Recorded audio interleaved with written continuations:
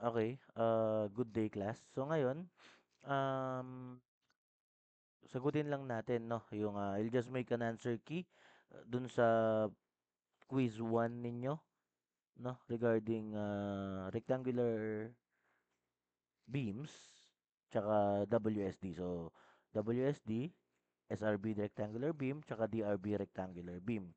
So ngayon, you can see flash on the screen is your previous number one, which is eto, alam naman natin since nakakita kayo dito cracking moment, that is your W or working stress design. So dito makikita naman kasi natin agad na it is clearly stated dun sa question number one, no, sabi niya find the cracking moment. No, kung hindi, kung walang nakalagay dito na WSD, so how can I prove na WSD to? Since cracking moment kasi to, ang sinanong niya, alam naman natin na ang concrete merong three stages, no? So first stage is uncracked. So uncracked, cracked na siya, sorry, cracked. Wait lang. Ayan, cracked. Tsaka eto yung ultimate strength. GTH. Yan. So, eto, stage 1, stage 2, stage 3. Etong dalawang to, dito nangyayari yung WSD. Eto yung USD. No? So, dito sa tanong, find the cracking moment. So, meaning, ibig sabihin, ano yung moment na magpapakrack sa kanya? Ano yung moment that would transition it from stage 1 to stage 2? So, ano natin siya, how do I term this? I-investigate natin siya using uncrack. Na uncrack siya papuntang crack, no? So alam naman natin na pagka ganyan na uncrack, the formula would basically just be yung stress formula natin na natutunan nyo way back sa inyong strength of materials, which is stress is equal to MC over I. So ngayon, since cracking moment lang yan, ito is IG. No? Tapos ito is the moment. Tapos yung C is the distance from the neutral axis to the, etong C is the distance from the neutral axis to the outermost fiber, and stress is the stress. No? So ngayon, sinabi naman niya kasi dito, ah, so ngayon, ang kailangan kong malaman, etong, wait lang, highlighter. Eto. So, ang kailangan niyang ating malaman is etong M, no? So, kung kailangan nating malaman yung M, check natin. Moment of inertia, IG, kaya kong malaman yan using the cross-section given. Given naman lahat ng dimension niya. Yung C is just a distance from the neutral axis, so kaya ko rin makuha yan. Lastly, yung stress or F. Ngayon, ano tong F na gagamitin ko? So may sinabi siya dito, may F prime C or FC prime na 27.5. Ngayon, the problem is hindi dapat yan yung gamitin natin. Bakit? Kasi para maging crack o yung concrete natin mag-crack from uncrack, sabi ko nga kanina, ang kailangan niya cracking moment. So that is the point wherein I will go from stage 1 to stage 2. So ano bang nagpapakrack? Iisipin mo na lang, no, ano ba ang nagpapakrack sa isang structure? Malamang it's the tensile stress. It's the tensile stress. Pag nalagpasan mo yung tensile stress, yun na yung point kung saan magka-crack ka. No, kasi mag-fail na yung beam mo sa tension. So pag nag-fail siya sa tension, magka-crack siya. So yung tanong na cracking moment would be based upon may tensile strength. Tensile strength. At given FT. So ito yung cracking stress niya. No, kasi ang tensile, dun siya, pagka nalagpasan tong tensile strength, mapupunta na siya sa crack stage. Tama? So, kailangan kong gamitin yung FT. So, ang formula lang naman natin would be uh, FT or F cracking. Yun na rin yun. This is equal to M, which is the unknown that I'm trying to get, C over IG. Okay. So, kailangan ko lang munang makuha yung C tsaka yung IG. So, para magawa yun, wait lang, let me erase this muna. Ito tayo. Dito tayo. No. So, sa problem na to, etong A muna natin. A is 200. Ito is 500. Tapos ito, D is given as 200. C is 150. C is also 150. This C is also 150. Ngayon, eto hindi binigay pero halata naman siguro sa problem na or either way kahit na hindi naman ganyan yan, pares lang din makukuha mo kung hindi yan yung inassume mo. Pero still, this will just be mm, 100 kalahati lang naman yan. 200 minus 500, that's 300. Divided by 2, that's 150. And another 150 here. Okay. So, let us now first assume a assume a wait lang.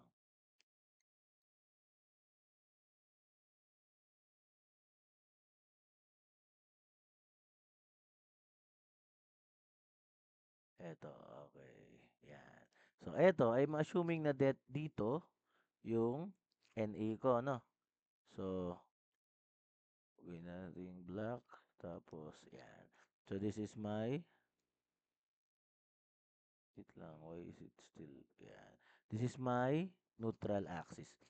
Ano, so, kung yan yung neutral axis ko, this distance, ang gagawin ko na lang reference kasi para mas madali, etong nasa ilalim. Pwede naman sa taas, pero ito gusto ko. I will call this Y bar. No? So if this is Y bar, alam naman natin, para makuha ang I bar, I will just use the Varignon's formula. That will just be the moment of the moment of inertia of the whole structure or the whole section multiplied by its Y bar or the distance sa neutral axis papunta sa Y, that is equal to the summation, capital ko na lang pala to, no? Para makita nyo yung difference, capital yan. Is the summation of all the mo sorry. Mali. Hindi pala. Excited kasi ako eh. So, area pala, sorry. Area ng total multiplied by y bar. This is equal to the summation of all the area na maliliit na sections multiplied by their own y bar. Ngayon, ano ba niya yung ibig niya sabihin dyan? So, hatiin mo lang naman to. Kasi since this is a composite section, hatiin mo to sa mga section na regular para alam mo agad yung y niya, no? Kasi dito, for example, hatiin natin to sa una muna, extend ko to, itong line na to, extend natin, ayan. Tapos eto, extend natin, pababa, ayan. Tapos eto, extend ulit natin. Pababa. Okay. So, I will just call this area 1. Ito yung area 2. Ito area 3. Tsaka ito area 4. So, I can just simply do area total. So, what's my area total? Calculate ko na lang, no? Para hindi na tayo mahirapan. Kaya nyo naman na siguro yan, no? Kasi, that's just 200 times 300 plus 150 times 150 times 150 ay plus 150 times 150 over 2 times 2 kasi dalawa yung triangle plus 200 times 500. And the area total, okay, wait lang. The area total would be 182,500. So the area total would be 100, oops, ba't naging kulay blue? Ayan, 182,500 millimeter square multiplied by yung kanyang y bar. This is equal to, so isa-isahin na lang natin, no? Area 1 is just 200 multiplied by 500. Ay, sorry. 200 multiplied by 300. Area 1 yan. Times, ang kanyang y bar is, gitna lang naman ito is 150. Ito yung centroid niya, no? So, individual y bar niya would be ito, 150 plus 200. Tama ba? So, this would be 150 plus 200, that is 350 plus area 2 would be 200 times 500. So, dapat ang reference nyo sa y bars nyo is still the same dun sa original y bar nyo. So, dito tayo magre-reference sa baba. Yan. So, ang neutral axis ito nasa gitna.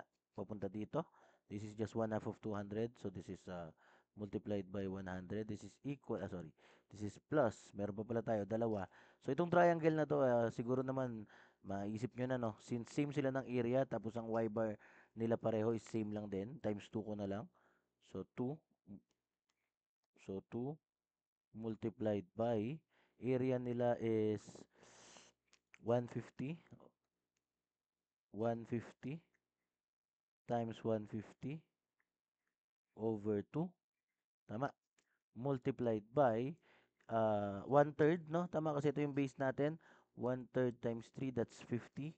So, 50 pababa, pababa ulit ng 200, so 250. So, yung kanyang individual y bar is 250. So, times 2 yan. So, okay. Ngayon, I can just compute for the value of y bar. Okay, wait lang. Y bar, which is equal to, let me bring out my calculator.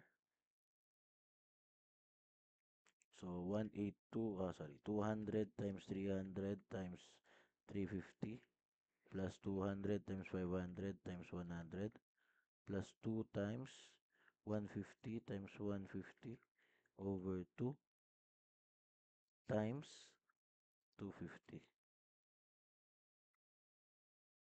divided by 182, 500.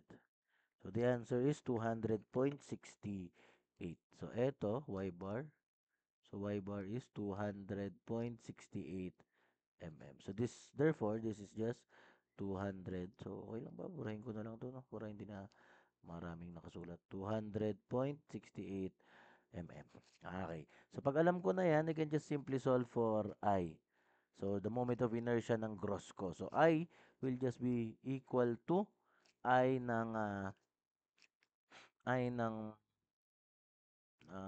what do you call this? I ng individual. So, transfer distance formula lang tayo, no? Summation ng I ng per section ko. So, 1, 2, 3, 4 sections pa rin tayo. Plus kanilang AD squared. So, that's transfer distance formula. So, lahat ng to, yung A na, ang D na to would be the distance ng centroid papunta dun sa neutral axis. Kasi yung IG is the eye of the gross section, gross ng cross section papunta sa neutral axis. Okay. So, now, I will just simply do for the first, yung section 1 muna tayo. BH cube over 12, no? That's just for rectangular section. So, BH cube over 12 lang naman yan. Tapos sa mamaya 36, yun lang naman yung mga kailangan yung i-memorize. So, dito sa section 1, that is just base, which is 200 times 300 cube all over 12 plus area niya is 200 times 300 times distance niya. So, if this is 200.68, ang distance natin dito papunta dito, ito na rin naman 'yon, 'di ba? Ito lang din 'yan kanina, yung galing sa baba papunta sa baba. So, wait lang. So, eto yung distance na to, yan kasi ay sorry. Yung distance na kailangan natin is this distance from hanggang dito sa distance na to. Ang alam natin is ito hanggang dito, tsaka ito hanggang dito. Tama? So, yung distance na malaki is just 350. Ito siya. Yung distance na maliit is just 200. Ito, 200.68. So, this will simply be 350 minus 200 point 68, and that is 250 minus, sorry, 350 minus 200.68, that is 149.32.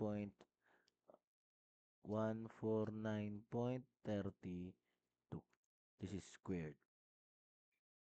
That is my area 1 plus my area 2 yung nasa baba. That will just be base ulit natin is 500. Height mo is 200. This is cube over 12. Base cube over 12 plus area mo is 500 times 200 times ang kanyang distance, ang kanyang D is itong distance na to hanggang dito. So, that distance is just yung original 200.68 minus itong distance na to is 100. Tama ba? No, kasi kalahati lang ng 200. So, this will simply be, okay. So, this will simply be 100.68. 100, oops. 100.68. Okay, kita ba yan? Kita ba siya? Ayan. So, plus, okay, again, times 2 ko na lang, no? Kasi same lang naman sila. Kanilang BH cube over 12. Ay, sorry, since triangle pala to, this is B base 150 times 150 BH cube over, since triangle yan, 36 plus 150 times 150 over 2 times ang distance niya ang distance na yan nito ng centroid niya hanggang sa baba kanina ginamit natin 250 no. So kung hanggang neutral axis lang bawasan natin ng 200.68 so that will be 49.32. This is 49.32 squared. Okay. So now, wait lang, calculate lang natin. Okay, so from my from calculating, this will simply be I gross is equal to 3217.76. Tama ba? 1, 2, 3, 4, 5, 6. 3217, sorry, mali to. 3217.62. This is mm to the fourth, and this is now my moment, cracking moment of inertia. So, again, sabi nga natin kanina, the formula that I will just use will be the F cracking or the tensile strength of the concrete multiplied by moment na kailangan ko times C over IG. So, dito, ang aking moment of inertia, which is 2.75. So assume na lang natin positive no sa baba ang tensile niya, sa baba ang tensile sa baba ang tension side ng beam natin. So wait lang. Kasi MPA to no, tama MPA yung given so this is times 10 raised to hindi okay na pala, sorry. To 2.75 Newton meters na lang siya. Newton per millimeter square.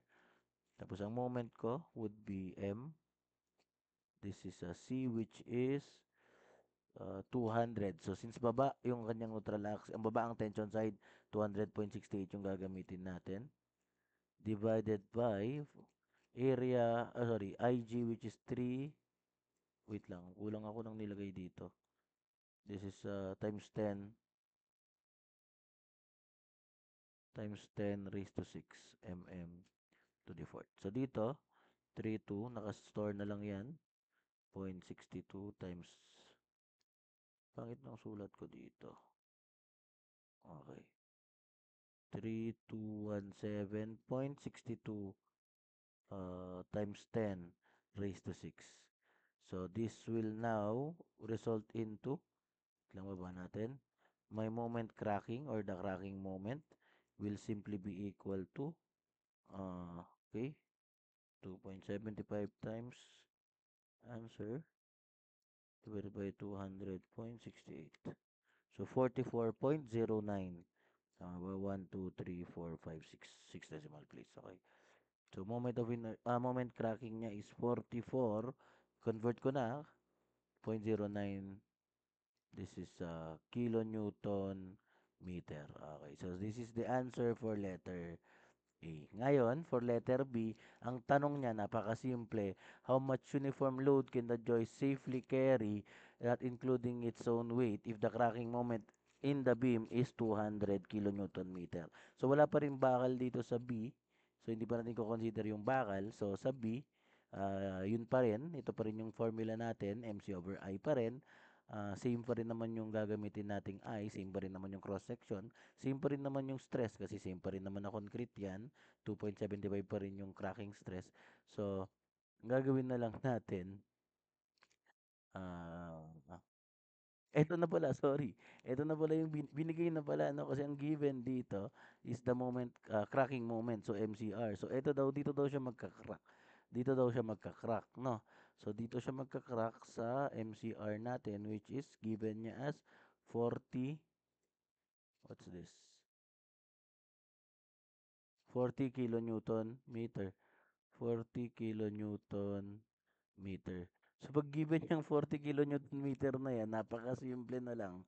Hindi mo na kailangang i-compute ito, hindi mo na kailangang gawin ito. Kasi nga, yung hahanapin sana nating M, eh binigay na niya, no? So, hindi natin gagamitin yung 44.09 kasi 40 yung binigay niya. Ngayon, ang tanong niya is ano daw yung uniform load na safe. So, simply supported beam, tapos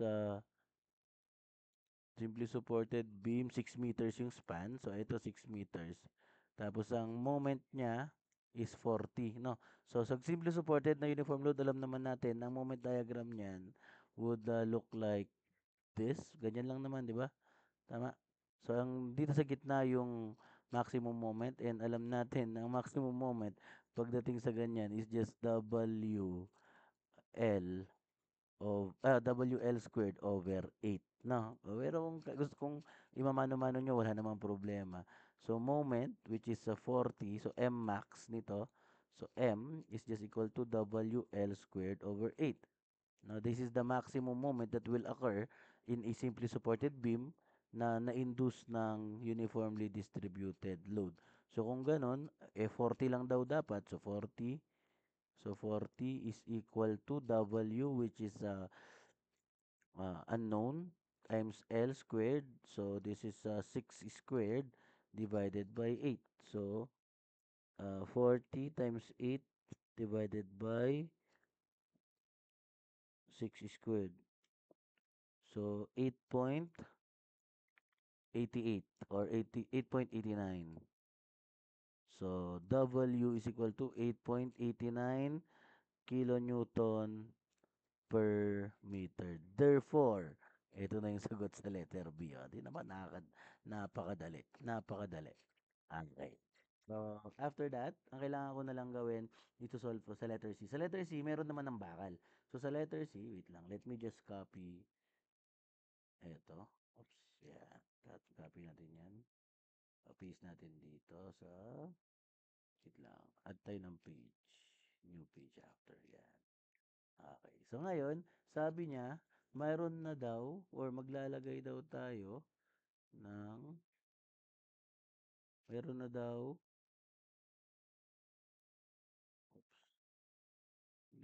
mayroon na daw bakal, no?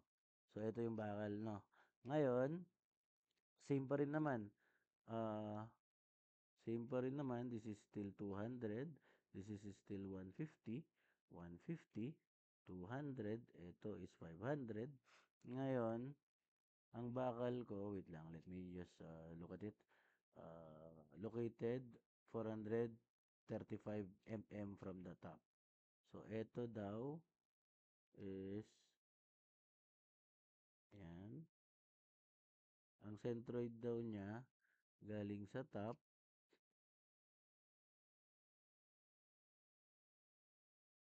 okay? So, ang centroid daw niya is 435 or this is kaya mo na lang din i-compute yan kasi ito 150, 150, 200, that's 500. So this is 60. Ang concrete cover niya galing sa baba 60. Oops. 65. 65. Okay, all are in millimeters. Okay, ngayon, ang tanong naman niya, sana yan, sana yan, ayan. Meron daw 3 na 25 mm bar. So, lagyan natin to, 3 na 25 mm bar, 3 na 25 diameter, 25 mm diameter. Lastly, uh, ang end daw natin is 8. Tapos, determine the cracking moment. Okay, so let's talk about this one. So, dito,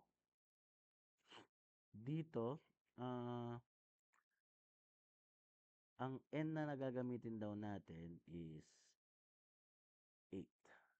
Okay. Ngayon, ang tanong, what is the cracking moment or the MCR?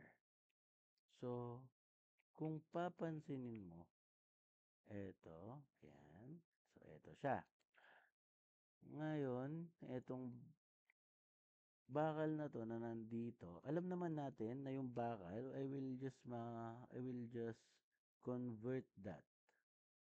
I will just convert that into a fictitious concrete kasi yun so magiging ganito siya. Tama? So magiging fictitious concrete siya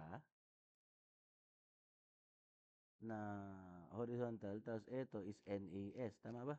Yun lang naman yung ginagawa natin sa WSD, no? Pero, ah, ang tanong, kasi kanina, diba? Yun na, if you, kanina, ang ginawa natin, gross area. So, walang nag-crack. No? Kasi nga, uh, cracking moment yung tanong dito. What's the cracking moment? What's the cracking moment?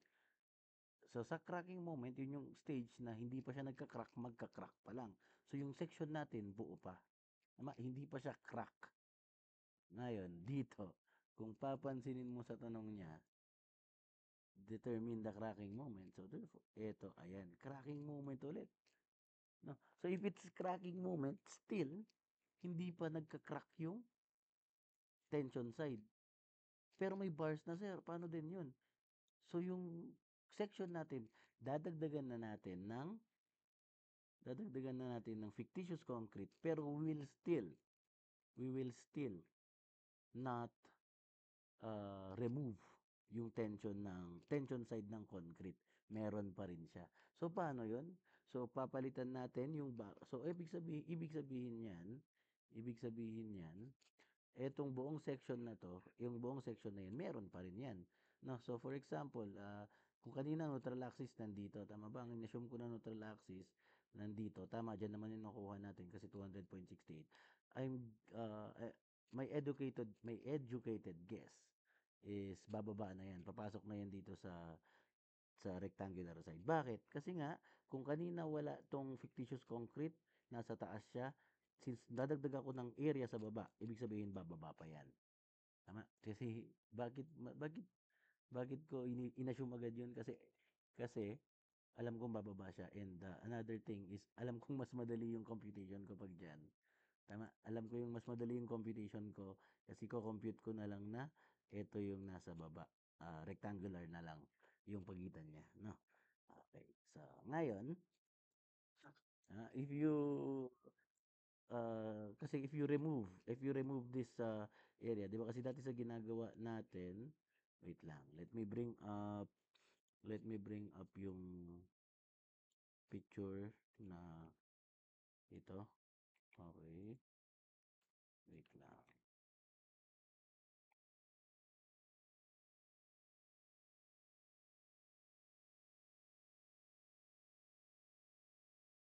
So, oops. Ayan. So, kunyari lang, ang ginawa natin para let me just prove na kailangang meron pa rin yung concrete, no? So, for example, ito yung ginawa na, kasi this is the normal thing that we do when we uh, when we do dun sa crack moment of inertia. Tama, dun sa crack moment of inertia. No. So iba kasi yung cracking sa cracked, no? Yung yung nasanayan natin, yung previous examples natin, although same concept lang naman siya, yung previous example natin, okay, sorry. So, balik tayo dito. So, cracked yung pinag-uusapan natin noon, no? Yung mga tinatanggal. Pero ito kasi, ang tanong niya, cracking, no? So, present tense, cracking. So, ibig sabihin, point kung saan magka-crack pa lang siya, no? So, that's not the same as cracking. So, cracking, ito, yung dati nating ginawa, cracked. So, ngayon, kailangan natin siyang i-consider kasi hindi pa nagka-crack, magka-crack pa lang. So, pag ito kasi ang ginawa natin, pag ito yung ginawa natin, ibig sabihin, nag-crack na yung area sa baba. Pero ito, hindi pa. No, ang kailangan kong gawin, hindi pa siya nag-crack. Okay, let me just remove this. Okay, let me just remove this again. Yan. So, dito na tayo, no? So, still, ganun pa rin naman. Neutral axis to. Same concept pa rin naman. Compression side to. Tension side to. Tama. Kasi simply supported lang naman. Positive moment lang meron sa simply supported, no? So, ngayon, ganun pa rin. Steps natin, di ba? What do we normally do when we are using WSB? Tatlo lang naman yan. QC is equal to QT, no? To get the neutral axis. Kasi hindi na to same sa Y bar na to. sa neutral axis na to kasi ito sa neutral axis na yan meron na yung tension fictitious area ko, yung tension bars ko na fictitious. Ginawa kong fictitious concrete. Tapos dito, after nyan, kunin ko ulit yung ICR. After ng ICR, makukuha ko na yung FT is equal to MC over ICR, ay cracking. Tama, cracking moment of inertia. So, to start, dun ulit tayo sa QC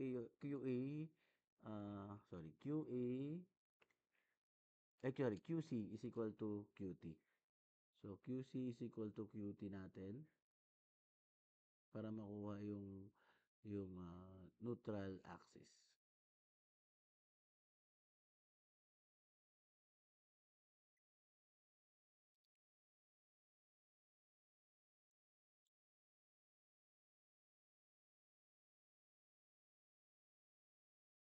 Okay, so simulan na natin kasi mabilis lang naman to.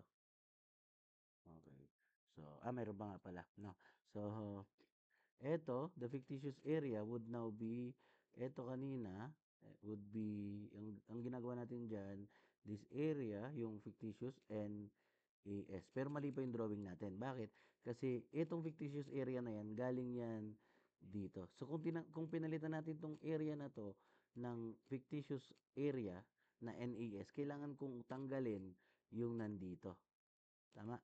So, ang magiging formula natin, ito, yung NAS na yan, para hindi na natin isipin yung bilog na yan, para wala na siya, ang gagamitin na natin, oops, bakit nawala?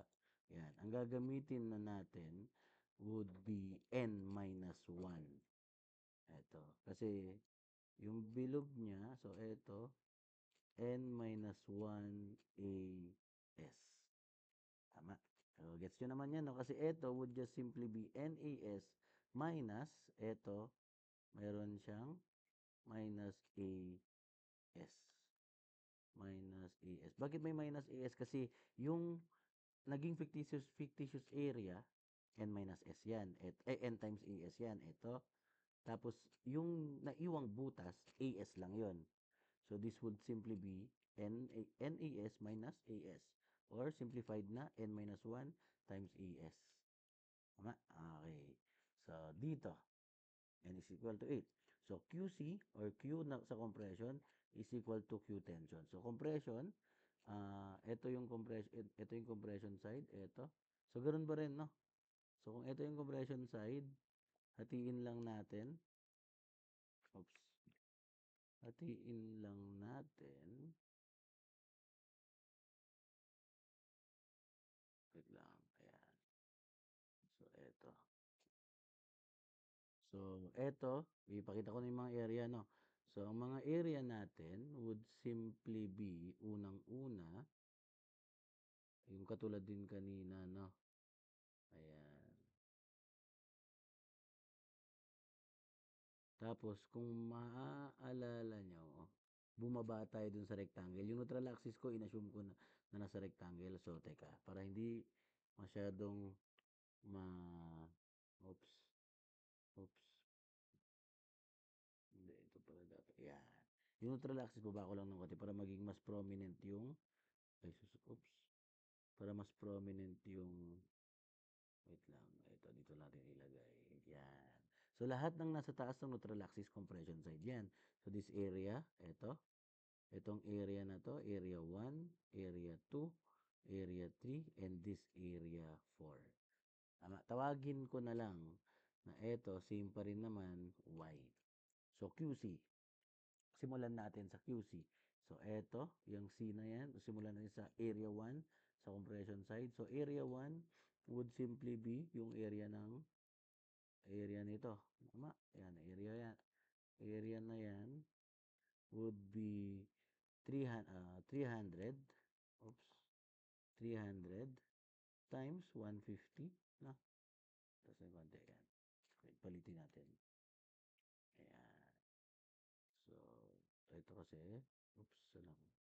Ayan, 200 to. 200 ba yan? Oh, yeah, 200 pala. Sorry. So, ba't 150 to? So, area would be 300 times 200. Tapos, ang kanyang moment arm, so, eto, yung moment arm niya is this centroid hanggang dun sa neutral axis. So, eto hanggang sa pinakababa would simply be 200. Tama, no? Yung centroid niyan is 150 plus 200. So, that's 350 minus etong distance na to, y. So, eto ay 250 minus y. So, 250 minus y plus yung area 2 and area 3 natin is 150 times 150 over 2 times yung kanyang moment arm would be yung distance nito hanggang sa pinakababa, which is 50. So, 250, no? 200 plus ito kasi hanggang dito is 50 yan. 50 plus 200, so 250. So, ito ay 250 minus, kasi ito lang yung distance na hinukuha natin. So, wait lang. Bakit magkaroon ng... Ayan. So, ang hinukuha lang kasi natin is distance nito hanggang dito. So, that's just 250 minus y. So, 250 minus y. Plus, yung area 4 natin, yung maliit lang, ang kanyang area will be 500 multiplied by, itong distance na to would be 200 minus y, tama? Multiplied by, yung distance niya is, okay, 200 minus y over 2. 200 minus y over 2. So, this is equal to, this will be, this is now, these three terms, sorry, may kulang tayo, no? Ito pala, wait lang, wait lang, wait lang. Move ko lang to. Kasi, bakit? Kasi itong buong to, dalawa kasi to, no? Would be multiplied by 2. Kasi dalawang area to. This is area 1, this is area 2 and area 3, and this is area 4. So, ito, itong term na to multiplied by 2. So, that's simple enough to understand. This is all equal to Q ng kanyang tension side. So, dalawa yan, no? Ito wala na dapat to. So, burahin natin tong bilog, burahin natin tong bilog. So, this is equal to, yung concrete muna na naiwan na hindi nabasag, no? Hindi kasi nabasag yung concrete ko eh. Kasi magka-crack pa lang siya. So, this is, y, tama? Ang area niya is y multiplied by 500 times y over 2. Tama? Kasi y over 2 lang naman yung centroid niyan. This is plus. Eto na. Diretso ko na, no? Yung formula na lang. N is 7, n minus 1. 7 times area AS. Okay? Compute natin yung AS. That will simply be 3. So, AS kasi will simply be equal to 3 multiplied by pi over 4 times 25 squared. Oops. 25 squared. So, AS will be, okay, wait lang, calcu. Ang AS natin would be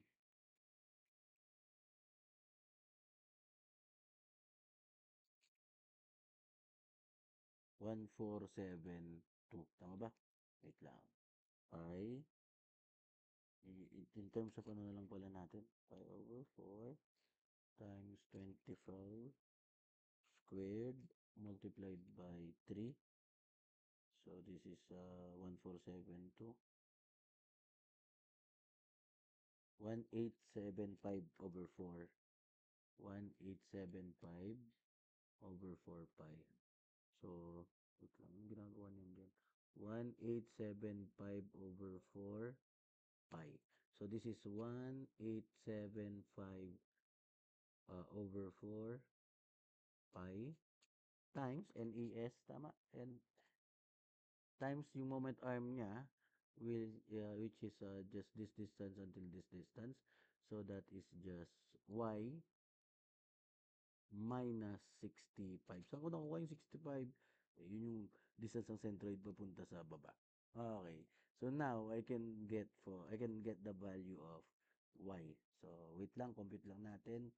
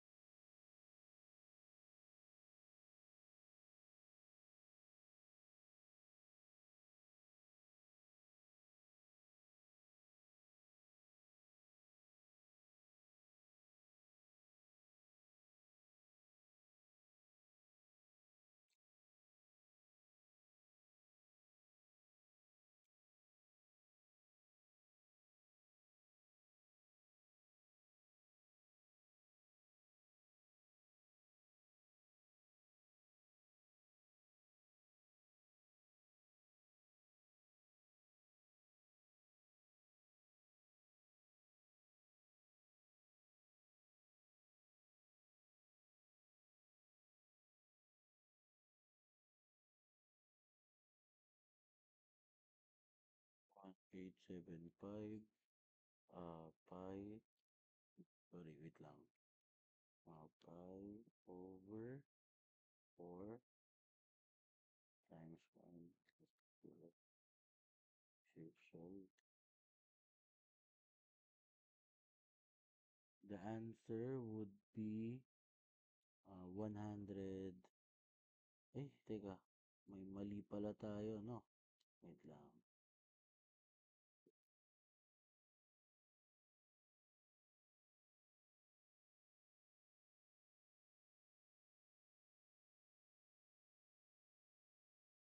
193.43.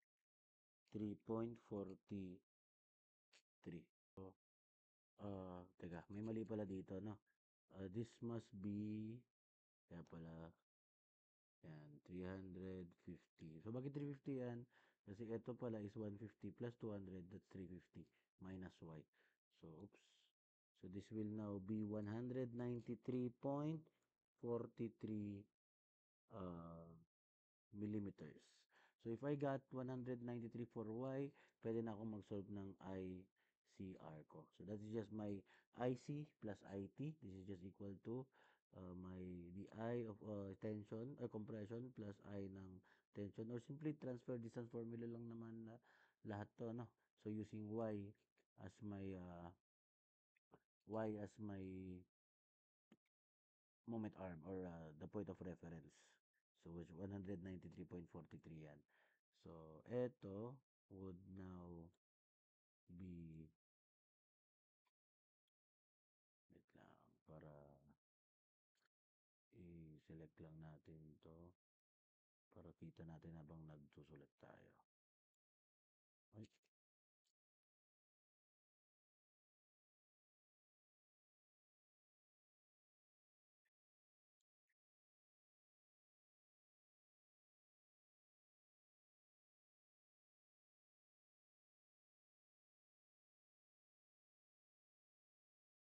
okay, yan. Para kita ko lang ulit siya habang nagsusulat. Okay. So, dito, so ang I natin, compression, would, di isa-isahin lang ulit natin. Area 1, which is, so, kapahin lang natin naman to, di ba? So, ito yung kanyang area times moment of inertia. So, dito would simply be, so, teka, wait lang, yan. ICR would be equal to 200 times 150. Oops. Or get 150. 200 multiplied by, so area 1 natin yan, no? Ito yung area 1. So, 200 by 300 cube over 12 plus yung kanyang area, which is 200 times 300 times kanyang moment arm would be, teka, kapit lang natin. This is 193, so that's 350 minus 193. So, 350 minus 193 point, Uy, buti ko sinulat yung point. Ano ba yun? Kanina? Point 43. Ito. Point 43 mm. Natakpan pala. Okay. So, ito ay 350 minus 193.43. So, this is 156.57. So, dito ay 156.57 squared plus area 2 and area 3. So, times 2 itong buong to would be 150 times 150 cube over 36 plus 93 uh, plus yung kanyang moment arm would be ano ba yun? 250 minus 193 and that will be 56.70 75.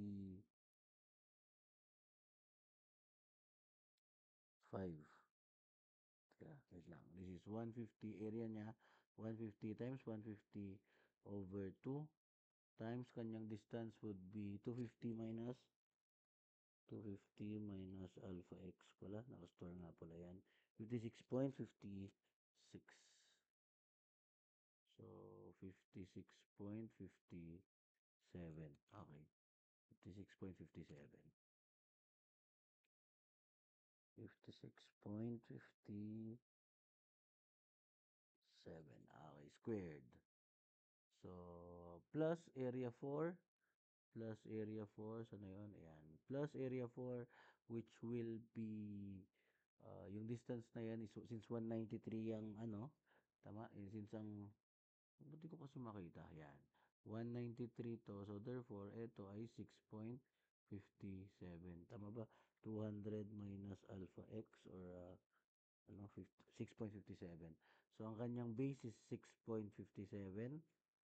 Tandaan nyo, ang area 4 is, wait lang, itong distance na to. Itong area na to, yan, kung nakikita nyo itong sinusulat, sinishade ko, yan yung area 4. Okay. So, 6.57 times, baliktad. So, ito, 500 times 6.57 cube over 12 plus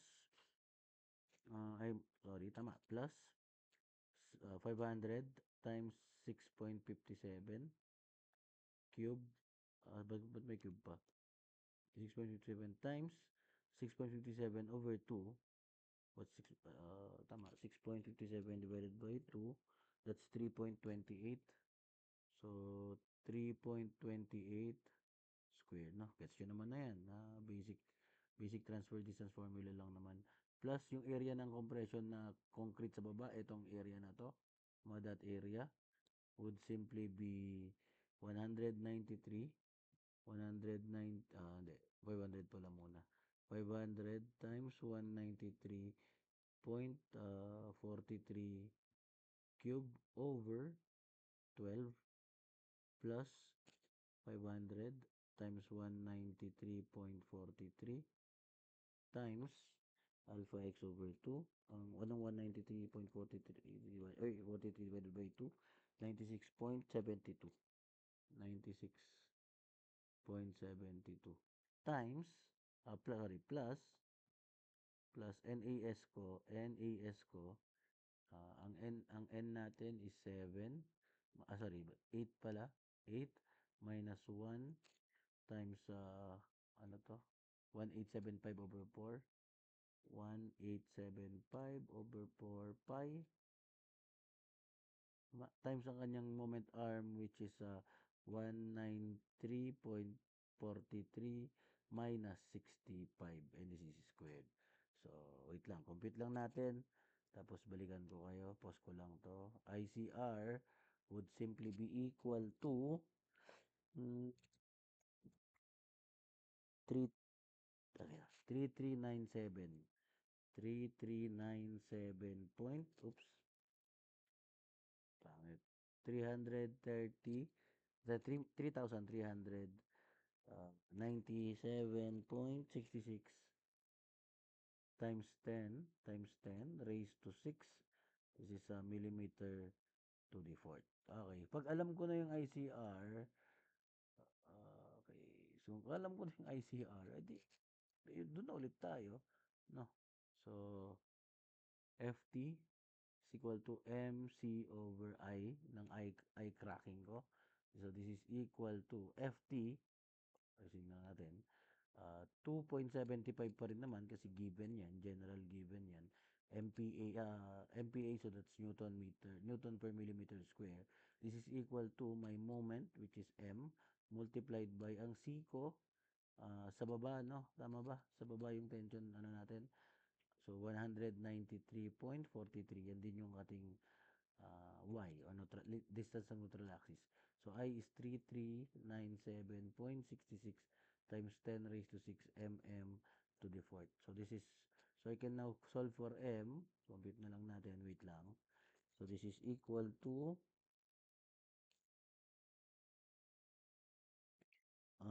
48.3. So, the moment, 48.3 kilonewton meter. So, yan yung kanyang moment na cracking considering meron ng bakal sa baba. So, answer 44.09, 8.89, tsaka 48.3. So, that's number 1, no? Simple lang naman, medyo natagalan lang or nahabaan lang yung solution ko kasi medyo mahirap i-explain. Ang mahaba lang naman dito. Ito nga, ayun o, yung letter B, yan, napaka simple substitution kahit wala kang ibang sinol, masasolve mo to. Tapos ito, simpleng gross lang, gross area or gross moment of inertia lang. Dito lang naman medyo kakaiba. Pero wala namang kakaiba actually. Instead na nasanay lang tayo na tinatanggal. Pero if you would read the instruction or if you would read the situation, you should know na hindi pa siya nag-crack, no? Cracking pa lang siya or it will almost crack. So, I'll end the video here and do number 2 and number 3 mamaya. Send ko na lang din sa inyo yung video.